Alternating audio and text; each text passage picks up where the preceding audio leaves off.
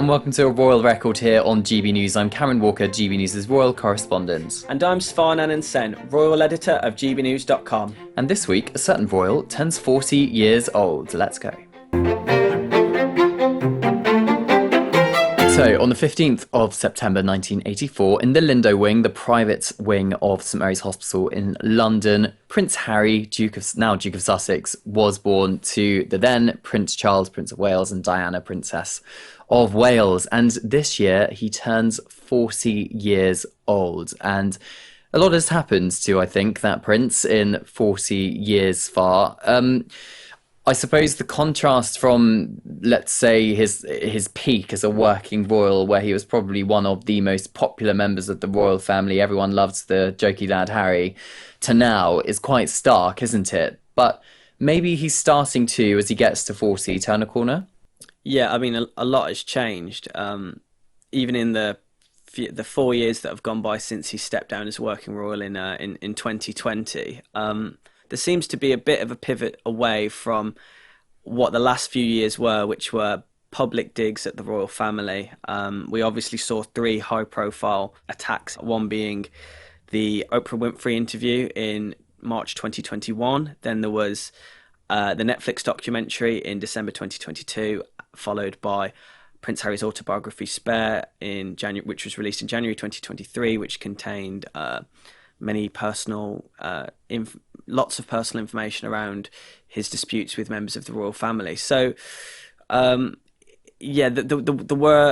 was a period where Harry seemed kind of determined to hold the royal family to account on things that he felt weren't right. But since then, he's now kind of stepped away from that and seems to be pursuing a different type of career with Meghan Markle. And part of the irony of that, many argued, was the fact that he had been very upset by what he would call intrusive stories written about him in the tabloid press, particularly here in the United Kingdom, and yet he was willing to spill the secrets of private conversations with private family members in the publication of the Netflix series Oprah and his memoir Spare as well. So there was a bit of irony there. He also said in some of the promotional interviews to for Spare that there needs to be some acknowledgement from the royal family, from his own family, particularly Charles, maybe William as well, if there's ever going to be any kind of reconciliation. Now, the royal family, to their credit, as in the working royals, have maintained a very, very dignified silence on most of Prince Harry's attacks. In fact, from what I can recall, the only actual public statement about any of it was following the Oprah interview, where the late Queen famously said recollections may vary when it came to Harry and Meghan's account of why they left as working members of the royal family. Since then, with the Netflix series and Spare, they maintained absolute silence, which I think perhaps was telling, particularly when you look at the popularity ratings of Harry and Meghan and members of the royal family. Despite attack after attack after attack, the royal family seem to have maintained this level of public satisfaction with them, whereas Harry and Meghan perhaps has gone downhill. But obviously Prince Harry's life has not just been this last 4 years. He clearly, obviously, as everyone does, go to school. He was in the military and all the rest of it.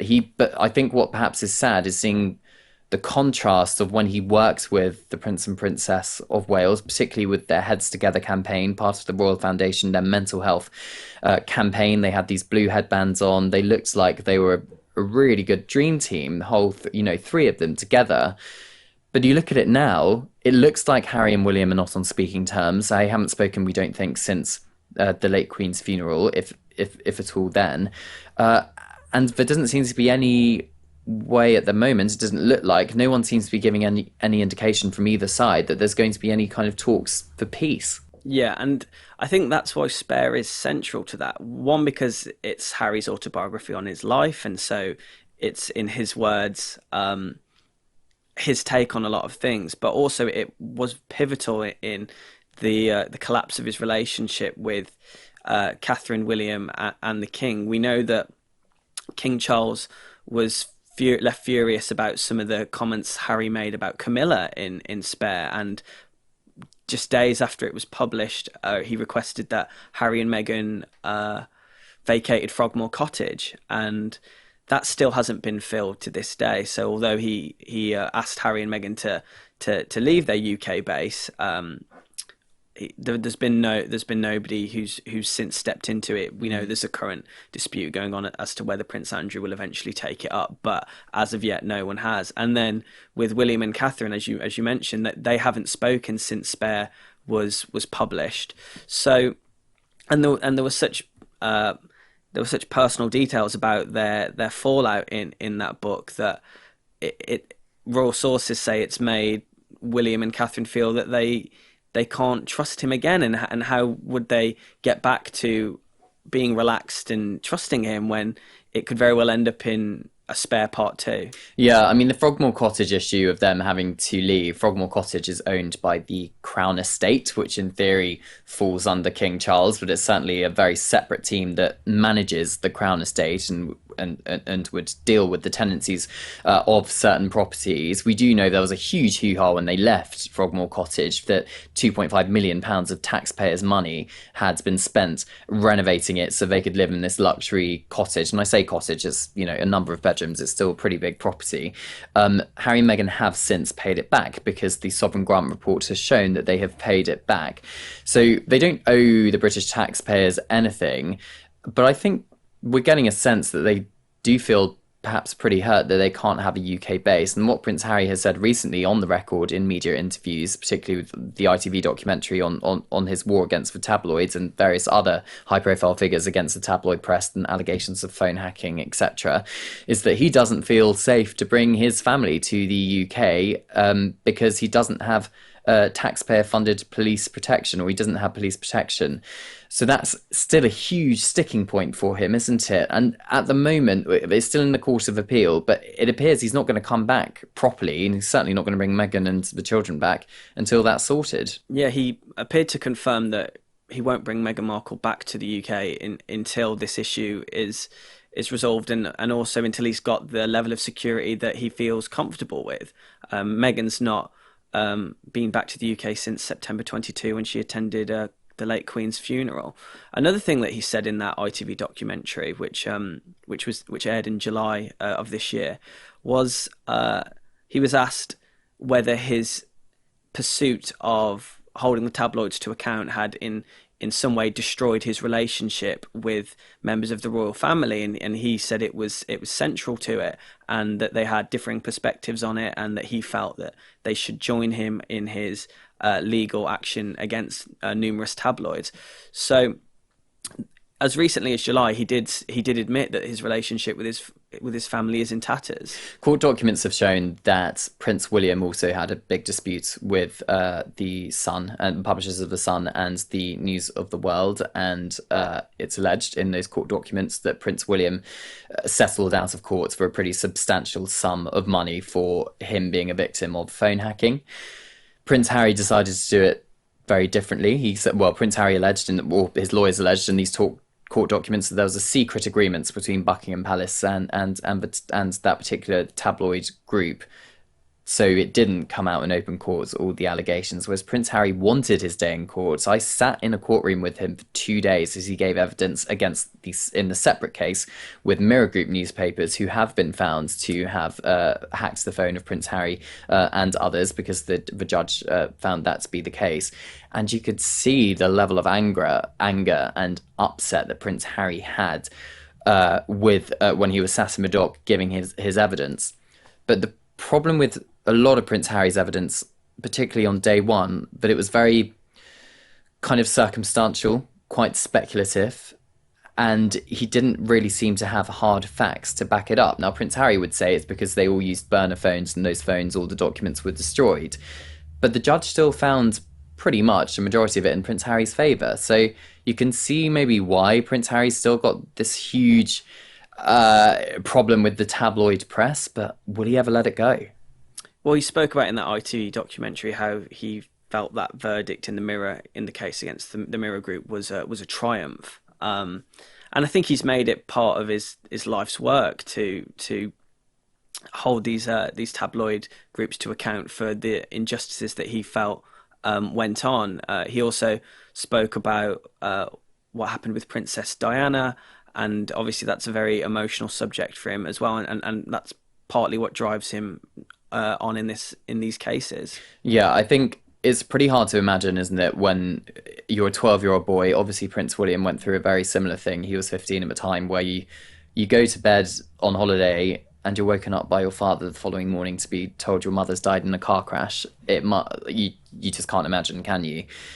And I think ever since that moment, he kind of hasn't had the guidance of his mother, has he? And I think it would be in a parallel world, if she was still alive, I think it would be really interesting to see what Prince Harry's life would have been. Would he still be a working member of the royal family? Would he have had this huge falling out with Prince William, as appears to be the case? It would be, yeah, it would be really interesting to see what, what could have been, what would have been. But I think what we've seen from some of the reporting, and obviously we don't know this as facts, but a number of reports appear to suggest that Meghan wants Harry to look forward now, rather than constantly looking back and be bitter about the past 40 years, because he's halfway through his life, and what's kind of next for him. And that makes sense. He's got a young family in the US with Meghan, his two children, Archie and Lilibet, and I think fatherhood is a very important thing for Harry, and something that he's really enjoying. But also he has other projects that he can work on. We know how successful the Invictus Games is at the moment.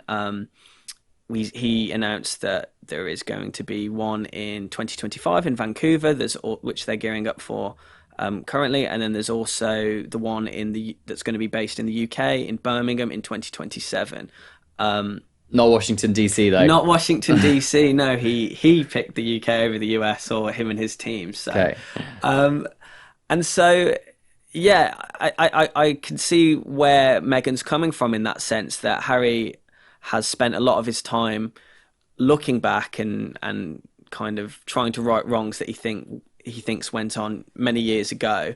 And also, I think Meghan wants him to look kind of forward and away from any role in the royal family, and they stepped away in 2020. They tried to agree a part-time role, and that didn't come to fruition. So I think from Meghan's perspective, it's all about what their life can be like now in the US. Yeah, don't look back in anger, as Oasis would say. Very fitting. Thank you very much. I've been saving that one. But of course, Prince Harry is so dedicated to his military work, but something I think which he's really started to shine a light on in the last year or so is the online world. In Colombia, we saw a lot of it where he warns that misinformation can have a really damning effect on the world, on the population. He was shining a light perhaps on cyberbullying and how there's a link between what happens in the online world and young people's mental health, for example.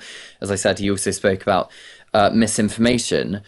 But what has come out of this whole feud is this, I would call it a phenomenon, this so-called Sussex squad, particularly on Twitter, who are so kind of ruthless and so kind of militant in terms of defending Harry and Meghan, whatever they do. And on the other side of the divide, you have a very similar group of very hardcore royal fans who are so militant about defending the Prince and Princess of Wales, and kind of either side will accept no criticism for their favoured royal, as it were. And I think that in itself can be quite toxic. And I wonder whether Harry and Meghan, in their pursuit of a better online world, would even acknowledge that perhaps their hardcore fan base, there is an issue with them as well, and equally with the Prince and Princess of Wales do the same. Yeah, that is interesting, because we have never heard Meghan and Harry speak about that, despite a huge campaign on online safety. From their perspective, they're prioritising the safety of children. They've spoke about how they want to keep Archie and Lilibet safe, and also how they want to help other parents keep their children safe, and that parents need to be the first responders in these situations. But we haven't actually heard Meghan or Harry speak about that kind of toxic world on social media that you mentioned. Yeah, and I can imagine their argument would be, by acknowledging it or discussing it openly, you're just giving them the oxygen of publicity, and it just encourages them to spew more vile hatred online, which perhaps wouldn't be the best thing. Prince Harry, though, in his youth, did, and he spoke about this at length in his memoir Spare, he had a bit of a habit, maybe, or occasionally would take illegal substances, particularly cannabis, as well as cocaine, magic mushrooms as well, in a certain celebrity's house, which I will not mention. But he has spoken openly about drug taking in the past. And a legal issue that's hanging over him is this, in the United States, a conservative think tank has taken the US government to court over their decision not to release Prince Harry's immigration record over his illegal drug use. Now, in the US, there is kind of this blanket rule that if you admit to taking illegal substances, you could well be barred from entering the United States. We don't know what visa Prince Harry is on, but it is distracting for Prince Harry and his work, isn't it? It's a lot of noise. Yeah, and there is obviously the looming possibility that Donald Trump could be the US president in November, and we know that the Trumps aren't fans of Meghan and Harry. Donald Trump's son Eric described the Sussexes as spoiled apples in an exclusive interview with GB News, and so there's a looming possibility that if Donald Trump is elected as the president, that he doesn't fight in the same way the Biden administration has to keep those records from entering the public domain, and that he has an entirely different view on it. So that is something that's hanging over Meghan and Harry, and I'm sure that is worrying them because they've built this life in the US now. They seem very settled, and I'm sure they wouldn't want anything to affect that. Yeah, I'm sure he's focused on being a father a majority of his time, and obviously not a wife to Meghan, a husband to Meghan even. But watch this space. I guess we'll see what happens in the next 10 years of Prince Harry's life. Well, that's it for another episode of The Royal Record here on GB News. The Royals are back in action from next week. It's September. They're back being working royals, so we'll have lots more content for you next week. And don't forget, you can keep up to date with all the latest royal news and analysis by signing up to the Royal Newsletter or going to gbnews.com/royal. And keep in touch. royal@gbnews.uk is the email address, or you can use the hashtag GBN Royal Record. Until then, goodbye. Goodbye.